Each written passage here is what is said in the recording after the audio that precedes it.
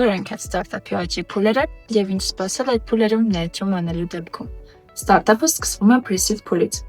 ունենալով թիմ եւ գաղափար։ Մյուս փուլը seed փուլն է, որտեղ կա պրոդուկտ, իրականացվում են որոշակի վաճառքներ եւ հաճախորդների ներգրավում։ Հաջորդը Series A փուլն է։ Այստեղ ստարտափը ունենում է $1 միլիոն ավելի եկամուտ եւ համապատասխանաբար ավելի բարձր գնահատում։ Հաջորդ մյուս փուլերը կարևորվում են նրանով, որ ստարտափը սկսում է արագ աճել, ինչպես եկամտաբերության, այնպես էլ թիմի եւ պրոդուկտների տեսանկյունից։ Այս փուլերում ստարտափը սկսում է ուշադրություն գրավել խոշոր կազմակերպությունների կողմից եւ հնարավոր է վաճառք ավելի մեծ ընկերությունում։ Իսկ շարունակաբար աճելու եւ չվաճառվելու դեպքում ստարտափն իրականացնում է IPO։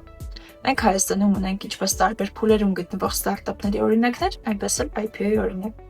Եվ անդրադառնալով ներդրումների, կախված նրանից, թե որ փուլում է կատարում ներդրումը, ռիսկերը տարբերվում են։ Իհարկե, ավելի վաղ փուլերում ներդրման ռիսկը ավելի բարձր է, սակայն բարձր է նաև հաջողման դեպքում եկամուտը։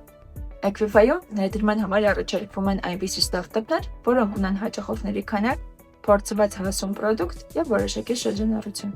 Ավելի ներդրումներից ստացվող եկամտի, ձևի, չափի եւ առհասարակ ստարտափներում ներդրումների ռազմավարության մասին խոսել ենք վեբինարի ընթացքում, որի գրածման հղումը կարող եք տեսնել ներքևում։